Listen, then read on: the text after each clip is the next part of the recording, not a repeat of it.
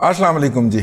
آج ایک فیصلہ جاری ہوا ہے 3 رکنی بینچ کی جانب سے جو سپریم کورٹ کا ہے، اور یہ 3-2 کا فیصلہ ہے. جسٹس منصور علی خان صاحب جسٹس سید منصور علی شاہ صاحب جو ہیں انہوں نے اس سے اختلاف کیا ہے، اور انہوں نے کہا ہے کہ جو شخص جو ہے ہمارے پاس آیا ہے وہ کلین ہینڈ کے ساتھ نہیں آیا.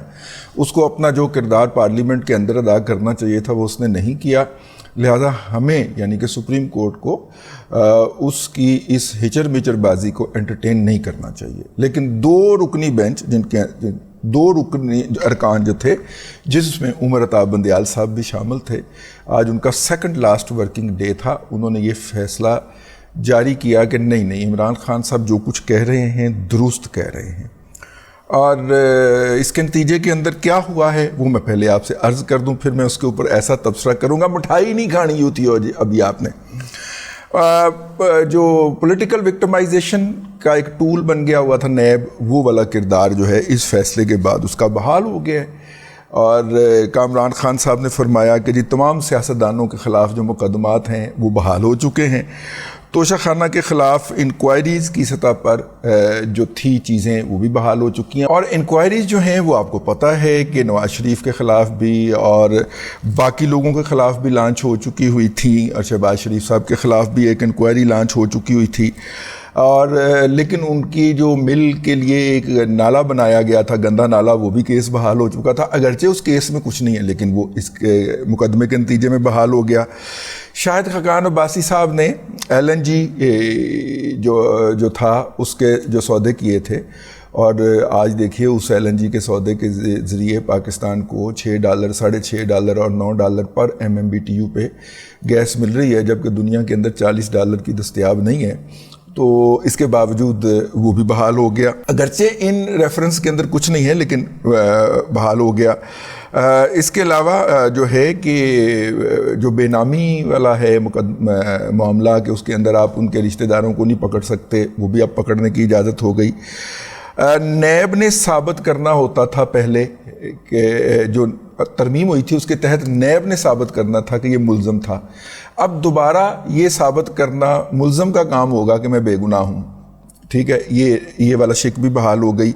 اچھا، اور کیا ہوا بحال؟ اور اس کے اندر یہ بھی بحال ہو گیا کہ جناب لیکن ایک جاتے جاتے بات انہوں نے کر دی کہ 90 دن کا ریمانڈ جو ہے وہ نہیں ہو سکے گا، کیونکہ عمران خان کا ریمانڈ ہونا ہے نا، تو اس لیے جسٹس منصور علی شاہ صاحب کا جو فیصلہ ہے، اختلافی فیصلہ، وہ انہوں نے نہیں پڑھا عدالت کے اندر. وہ میرا خیال ہے سپریم کورٹ کی ویب سائٹ پہ جاری کریں گے، اور جاری میرا خیال وہ منڈے کو کریں گے، تاکہ یہ جو پلیت ہے یہ جو جسٹس عمر عطاب بندیال صاحب ہیں یہ اس کو ریموو نہ کروا سکیں، کیونکہ پہلے یہ اختلافی فیصلہ ریموو کروا دیا کرتے ہیں. جو ہم خیال ججوں کا نہیں، آئین پسند ججوں کا فیصلہ ہو تو 2-3 فیصلے انہوں نے ریموو کروائے ہیں، جن میں قاضی فائز عیسیٰ صاحب کا بھی ایک فیصلہ تھا. عوامی عہدہ رکھنے والے سیاستدانوں کے خلاف کرپشن کے کیسز بحال. یہ میں آپ کو ARY کے ٹکٹس پڑھ کے سنا رہا ہوں. کیسز جہاں تھے وہاں سے شروع کیے جائیں. 2 رکنی مطلب کہ اکثریتی بینچ کا فیصلہ.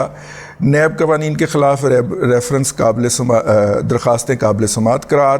نیب کو 50 کروڑ سے کم مالیت کے کرپشن کے کیس کی تحقیقات کی اجازت. عوامی عہدہ رکھنے والے 7 روز میں شروع کیے جائیں. کرپشن کیسز جہاں رکے تھے وہاں سے 7 روز میں شروع کیے جائیں. سپریم کورٹ نے نیب میں قانون میں تبدیلی سے ختم کیے گئے کرپشن کیسز کے تمام فیصلے کالعدم قرار دے دیے.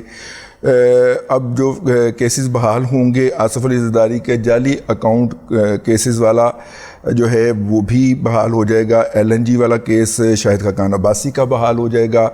نواز شریف زرداری اور یوسف رضا گیلانی کا توشہ خانہ کیس واپس احتساب عدالت کو نہیں بھائی جان، ابھی تو وہ انکوائری کے لیول پہ ہے، عدالت میں تو ریفرنس جاتا ہے کیونکہ ARY ہے نا، تو اس لیے.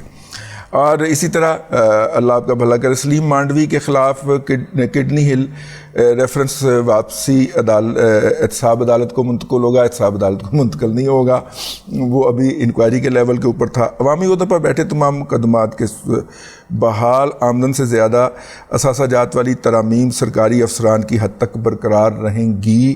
سیاستدانوں کو اس میں انہوں نے رگڑا دے دیا ہے. مراد علی شاہ کے خلاف ریفرنس بھی واپس نیب کو ٹرانسفر, اور اسحاق ڈار کے خلاف آمدن سے زائد اثاثہ جات والا ریفرنس واپس جو لے لیا تھا وہ بھی احتساب عدالت کو منتقل کر دیا گیا, یعنی وہ بھی بحال ہو گیا. یہ ہے جی, اللہ آپ کا بھلا کرے. اس میں مقدمات کی نوعیت جو کہ اب تک بحال ہوئے ہیں. اچھا, بات یہ ہے کہ یہ مقدمہ جو ہے یہ جاتے جاتے انہوں نے کیا ہے. اب اس کے خلاف ایک ریویو آئے گا, نظر ثانی کی درخواست آئے گی, تو نظر ثانی کے لیے پھر بینچ بنے گا, اور بینچ بننے سے پہلے 18 کو جناب جسٹس قاضی فائز عیسیٰ نے فل کورٹ ریفرنس رکھ لیا. اب اس میں کیا ہوا تھا کہ جو بینچ سازی جو تھی, یا جو بینچ بنانے کا جو قانون بنایا تھا پارلیمنٹ نے, اس کو ایک ایڈمنسٹریٹو آرڈر کے ذریعے کل عدم کر دیا تھا جناب عمر عطا بندیال صاحب, جو کہ وہ نہیں کر سکتے. قانون سازی جو ہے پارلیمنٹ کی, اس کے اوپر فل کورٹ بیٹھ کے ہی یا فل بینچ بیٹھ کے ہی فیصلہ سازی کر سکتا ہے. انہوں نے اپنی مرضی کا ایک 6 رکنی بینچ بٹھا کے ہم خیال ججز کا ان سے ایک فیصلہ لے لیا تھا. 30 منٹ کے اندر 30 منٹ کے اندر میرے خیال 70 صفحے کا فیصلہ جو تھا وہ ڈیلیور بھی ہو گیا تھا, یعنی کہ لکھا لکھایا آیا تھا. یہ سارے ہم خیال جو ہے نا, انہوں نے ابھی واپس جانا جہاں سے آئے تھے, جہاں سے نکلے تھے وہاں سے نہیں, وہ میرا مطلب وہ مراد نہ لیجئے گا, لیکن جہاں سے یہ آئے تھے اور فیض حمید کے احکام کے مطابق ان کو سینئر نہ ہونے کے باوجود ایلیویٹ کر کے سپریم کورٹ لایا گیا تھا, ان کو وہیں پہ واپس تن دیا جائے گا جہاں سے یہ لائے گئے تھے. تو اینی ہاؤ ان ارکان نے یہ فیصلہ دیا تھا. اب اس کے خلاف ایک نظر ثانی کی اپیل ہوگی. نظر ثانی کے لیے جو بینچ بنے گا وہ قاضی فائز عیسیٰ صاحب بنائیں گے. یہ 3 ارکان تھے نا, تو 3 ارکان میں سے ایک منصور علی شاہ صاحب ابھی برقرار ہیں, مستقبل کے چیف جسٹس ہیں, وہ رہیں گے. اور اس کے علاوہ منصور علی شاہ کے علاوہ اللہ آپ کا بھلا کرے ایک عمر عطا بندیال صاحب اٹھے ہیں نا, اس بینچ سے ریٹائر ہو جائیں گے, تو ان کی جگہ پہ کوئی اور جج بیٹھ جائے گا. اور ظاہر ہے قاضی فائز عیسیٰ سے تو ہم یہی توقع رکھیں گے نا کہ وہ کوئی آئین پسند جج بٹھائیں گے. تو جب آئین پسند جج بٹھائیں گے تو 3-2 سے یہ ریورس ہو جائے گا. اگر انہی قوانین کے تحت جو کہ عمر عطا بندیال صاحب چھوڑ کے جا رہے ہیں, تو اگر وہ والا پارلیمنٹ کا فیصلہ بحال کر دیتے ہیں کہ بینچ سازی جو ہوگی وہ 3 سینئر موسٹ ججز کریں گے, تو پھر یہ 3 رکنی بینچ کے فیصلے کے خلاف 5 رکنی بینچ بیٹھے گا نظر ثانی کے اندر, اور نظر ثانی سن کے تو اس کا ڈیفینیٹلی وہ اپ ہیلڈ کرے گا. میں اس بات کی پریڈکشن کرنے کے موڈ میں ہوں, بلکہ اس پوزیشن میں ہوں. اگر وہ اپ ہیلڈ کر دیتا ہے تو پھر یہ سارے کے سارے ہو جائیں گے. پہلے دیکھیے, بڑا سلیکٹیو قسم کا فیصلہ دیا ہے.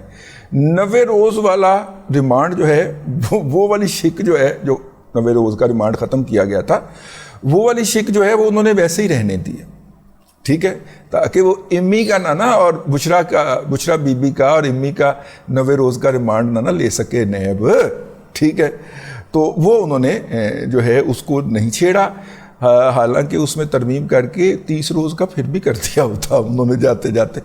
2 ترامیم ہوئی تھی اس میں, ایک 22 میں ہوئی تھی ترامیم ہوئی تھی, اور ایک جو تھی وہ 23 میں ترامیم ہوئی ہیں جو جاتے جاتے انہوں نے کی ہیں. 23 والی ترامیم کو ہاتھ نہیں لگایا انہوں نے, اور اس پہ غور تو کرنا کچھ, اگر کسی نے توجہ بھی دلائی تو آدم وہ کرتا عمر عطا وہاں سے بھاگا, تو وہ ترامیم بھی اپنی جگہ کے اوپر موجود ہیں. تو بہت کچھ ابھی جاتے جاتے انہوں نے گند ڈالا ہے. بنیادی طور پہ اس فیصلے کو اگر ہم جزاف عقل اس کا نکالیں کہ ایموجی بھیجا تھا ساس صاحبہ نے, خوش دامن صاحبہ نے, کہ اپنا وہ والا فیصلہ اڑا دو, وہ والا جو ہے نا ملٹری کورٹس والا, ٹھیک ہے, تو ایموجی غلط چلا گیا, اس نے نیب والا اڑا دی, ٹھیک ہے. ملٹری کورٹ والا ان کا خیال ہے کہ قاضی فائز عیسیٰ صاحب جو ہے چونکہ وہ ایک خاص پس منظر رکھتے ہیں تو وہ اڑا دیں گے تو میں یہ اڑا جاؤں.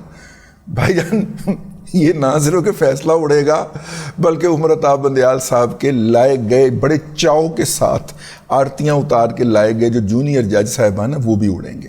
ٹھیک ہے, اور میں اس بات پہ آپ کو پھر توجہ دلا رہا ہوں.